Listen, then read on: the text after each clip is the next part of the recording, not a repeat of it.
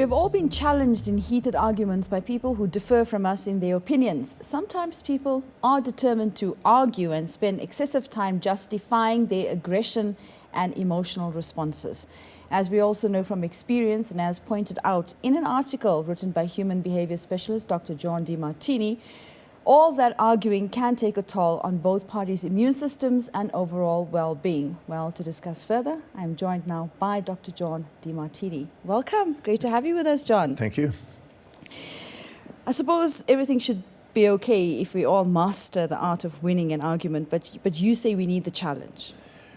Well, maximum growth and development of any biologic organism must have support and challenge, cooperation, competition, eases and difficulties, the positive, negatives like a magnet. And so we're going to have that. There's no way, there's a full spectrum of values across the world. And for every person with one set of values, there's somebody else with an opposite. Even in a family, you'll find that you have brothers and siblings or sisters that are completely different than you. And a family is made of a series of counterculture kind of belief systems. Yeah. And so what you do is you're used to it. You're trained to be supported and challenged. If you had nothing but support and everybody agreed with you, you wouldn't grow. There'd be no innovation. There'd be no creativity. It's the challengers that make you have to think, make you have to figure out how to communicate, how to come up with new ideas. So you need both of those. But there's an art on how to deal with those challenges and use them to your advantage to continue to grow. But everyone wants to be right, John. Everybody wants to win an argument. That Well, is how wars start as well. Because yes. nations want to be right. They want to win an argument, and they put that above the right to life. Well, everybody lives by a set of priorities, a set of values. And whenever they're living in their highest value and they're feeling fulfilled and they're living congruent and authentic and they're individualized as a unique set of values, they're more resilient, they're more adaptable, and they're willing to embrace, support, and challenge equally. Therefore, they're able to reason and discuss and debate and communicate without necessarily creating a major war. Yeah. But whenever they're less fulfilled and they're living by injected values of others and they're trying to sort through their life and they're not being fulfilled, they're more likely to want to avoid pain and seek pleasure, avoid predator and seek prey energy. Whenever they do, that desire for a pleasure over a pain makes them more rigid in their beliefs, more idealistic in it, and makes them think proudly that they're right. Yeah. And therefore they run into clashes with opposite value systems. And so then what you do is you get two people that are just thinking they're both right and they don't want to give up their rightness, and then they just clash. And eventually they beat themselves up and run their immune system down to humble them to eventually submit to learning to embrace two sides. No matter who you are, no matter what you do, there's going to be a pair of opposites birthed out of it. Everything you do has benefits and drawbacks. Sure. I mean, I had this woman, she says, I've been arguing with my husband because he's always wanting to be right, and he thinks he knows better than me, and he knows this, and he's this and that. I said, but isn't it interesting that the very thing that you were drawn to him 6 years earlier when you first met him was his intelligence and his confidence. Yeah. I said, so that trait of confidence and intelligence also has a flip side, that they want to be right because they think they're knowing, Yeah. and that they want to compete and fight like that. So the thing you admire is also the thing that has a backfiring, has the other side. So everybody in every trait has those two pairs.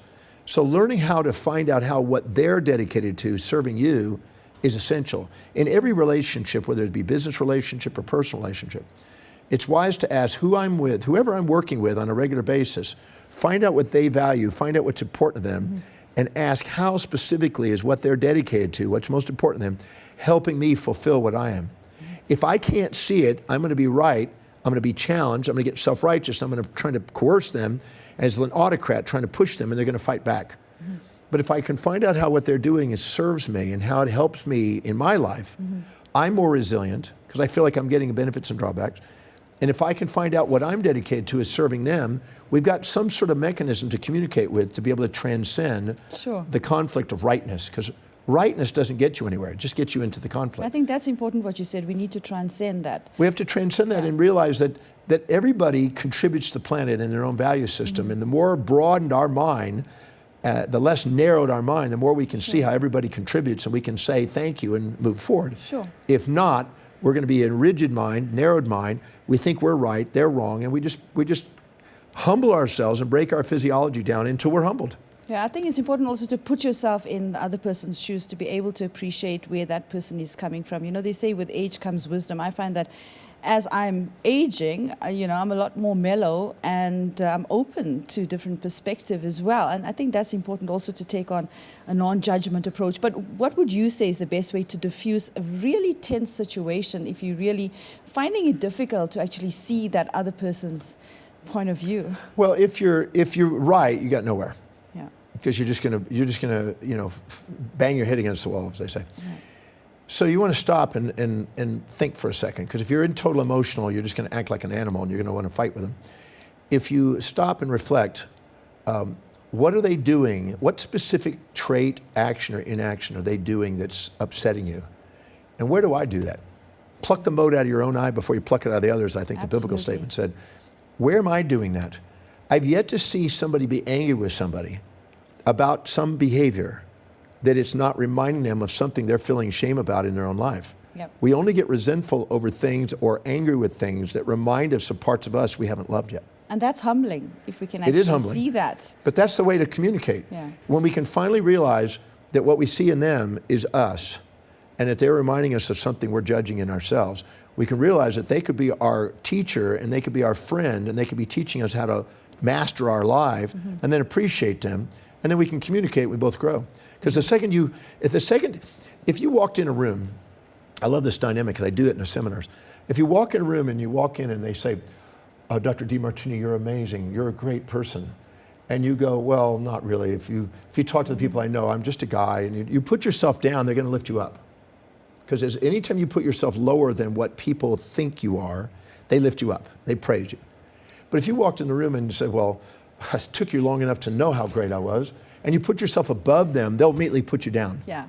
But if you just go in there and you are matching what they are, they'll just be there for you. And so it's learning the art of not getting cocky, because if you get cocky, they're gonna immediately want to bring you down. If you get humble, they're gonna open up. So in an argument, if you get cocky, it's just gonna escalate. But if you stop, reflect, humble, find out how what they're doing is inside you, and actually get to thankfulness, they diffuse that energy, and you start a dialogue again. So it's not giving in, it's actually being smart. I mean, I've had some amazing experiences in a challenging, tense situation where I was able to actually turn that around and walk away feeling so inspired and grateful for that opportunity. And those relationships are just magnificent. And then you get the real shitty ones where you just can't.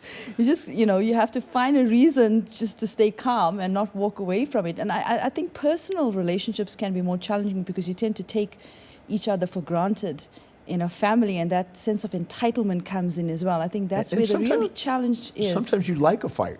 You like to be right, and you want to fight it out. And then sometimes afterwards, once it's resolved, you have great lovemaking, I've seen. But it is draining. It can be draining, but it's designed to be, because it's just you're getting feedback from your sociology and your relationship of how to learn how to communicate. Everything, anytime you're not communicating in your heart, and you're communicating with your emotions of extreme, your universe is going to give you feedback to eventually get you back to your heart to learn how to communicate. So that's really what we're here for. So it's all feedback mechanism to do it. I was being attacked on a radio show in Spain one time I did an interview on anthropology, because I'd written a text on anthropology. And there was a guy with a different opinion that called in. And he started attacking me. And he says, oh, you Americans, you think you know something like that. And he was attacking Americans. He had a charge on Americans. It wasn't really about anything but that. It wasn't about what I said, really, but he was just attacking him. And so I thought, okay, this guy's on the show. And then I said, you know what? Thank you. And I just played a game. I said, in America, we're a newer country than you. And so we have a lot to learn. And said, and you obviously, you've studied the history of Spain, and the history of anthropology here is much longer. So thank you for revealing to this, because I really appreciate your feedback on that. He didn't know what to do. And he said, well, maybe I was a little too hard on you, and maybe, then he flipped the other way. Yeah. And then we got into a dialogue about it, and then he found out it really wasn't about what I said. It was just he had a charge against somebody from another country. Yeah. And he was intimidated by, he wasn't on the show. He wanted to be on the show. And so he got on the show this way. And it was quite interesting. It was when I humbled myself, it diffused it. Absolutely. And then we dialogued. Yeah. And it wasn't because I gave in, it's because I used my brains to understand human behavior and work with human behavior to help communicate again. It worked. And I suppose sometimes this is what I find if I'm dealing with an aggressive person, I actually kind of feel bad for them because it's kind of draining on them and I kind of feel embarrassed for them. And, it's just this whole connection with humanity because placing yourself in that situation again, you would feel embarrassed for yourself. So that also kind of helps diffuse whatever negative emotions I might have been having for that person who is in that situation. It's just, I think sensitivity is also important. Well, you have to, like I say, the broader the mind, the more flexible and resilient and the more adaptable we are to differences in values and opinions. The more narrow the mind, the more we think we're right, the more we're going to have conflict. Because and the conflict is trying to break down that rigidity to try to help us to have a little bit more flexibility to appreciate, because we don't grow if we're stuck in a box. We have to get out of our box and our own value system sometimes and broaden it. And the second we do, we discover there's a whole other aspect of the world out there that we isolate ourselves from and that we can grow from. If we travel all over the world, there's a complete spectrum of value systems out there. And there's a law called the law of heuristic escalation in society that says for every value system that's trying to impose on the world, there's an equal and opposite value systems that are there. And somewhere in between is the balancing act that nature is striving for. And so it's teaching people with different opinions to find that ground, because if you take a stance, you create an opposite stance. You can either live in a victim of circumstance with opposite stances, or you can become a master of the dance. Sounds fantastic. Yeah. I had a martial arts teacher years ago that the first class I ever took from this guy, he says, okay, you're now my student. I said, yes, master. He says, I want you to attempt to kill me. And I said, but I don't have a desire to kill you. He says, well, then maybe you don't desire to be a student of mine. I said, well, I don't have a desire to. Well, do you or do you not? If not, I will not be your teacher. And I think, well, wait a minute, I don't want to kill this guy. And so finally he said, if you don't, we're not going to have a class. So I had to pretend like I was going to kill this guy. Well, no matter what I did, I tried to punch. He turned his hands and he kissed me on the cheek. And I tried to kick him and he turned and pulled me off balance. And he just had no reaction to it. He was prepared for no matter what I did. And after 4 or 5 times of doing that, he said, lesson 1, the master is never attacked, never perceives attack. They always perceive the invitation to dance. If they're prepared and know how to find whatever they've done and use it to your advantage and find how it serves you, they're invited to dance and they have this lovely dance called life. If not, and they don't, and they think they're in defense, they're automatically going to put this attack mechanism and they're going to react and they're going to lose. They've already lost the game. Very beautiful. Thank you so much for your time, Dr. Demartini. Thank you.